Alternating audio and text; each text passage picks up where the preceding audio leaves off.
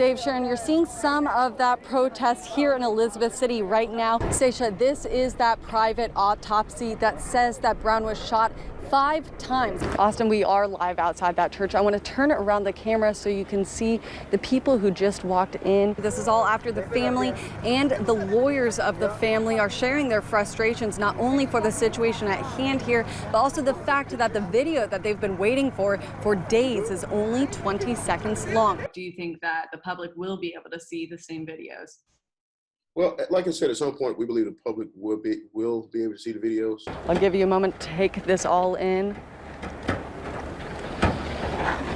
In the meantime, I want to say this is the funeral for Andrew Brown Jr. It's just now getting started. In the meantime, as you can see, people continue to react to everything that's happening here in Elizabeth City. Live in Elizabeth City, I'm Nikki Hauser, WITN News. Jean Farabee woke up to a panicked son telling her of gunshots just outside. And I've got my neighbor across the street killed, and my baby comes running in my room with fear in his face. Like, how do I keep him safe if the people that are supposed to serve and protect us and keep us safe are the ones taking them out? Yeah, I knew what the sound of gunshots sound like, so I knew it was gunshots. Their neighbor, Demetria Williams, heard them too. It was multiple shots. It was repeatedly, like back to back, like, bah, bah, bah, bah, bah, like that. She saw 5 Pasquotank deputies at the house of Andrew Brown Jr. responding to a search warrant Wednesday morning. She says she saw Brown get into his car and try to drive away when she says they began to shoot. I stopped, I got about right here. The officers were standing behind him, and he was taking off, and they started shooting, literally. When they opened the door, he was slumped over already. I knew he was gone. Across the street, Farabee and her son struggle to find answers. Without justification. Like, nothing is being justified to these people. Nothing is being justified. Why? For what?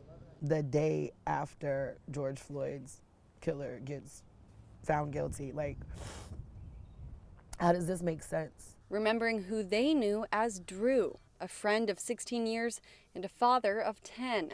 A family man. He loved his family, definitely loved his kids. And as they wipe away tears, they continue to demand answers. Man, stuff got to change. It really got to change. Just yesterday, the son of Andrew Brown Jr. watched body camera footage of his father as he was shot and killed, calling it an execution. To my pops, man, yesterday I said he was executed. This autopsy report showed me that was correct. Today, the family's lawyers reveal an independent autopsy saying Brown was shot 5 times. Attorneys say 4 of those bullets grazed his arm, and they point out the 5th bullet that pierced the back of his head and killed him. The time of death was within minutes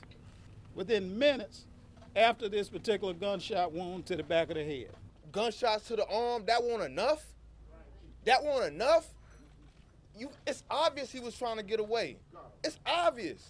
The report says Pasquotank deputies shot and killed Brown this way last Wednesday while serving a search warrant for drug charges. The state medical examiner is doing its own autopsy, a report we have requested, but it may take months to be released. We called the sheriff's office. They have yet to comment on these findings. What do you want? Justice! What do you want? Meanwhile, a community continues their demands for justice as a family deals with a broken heart.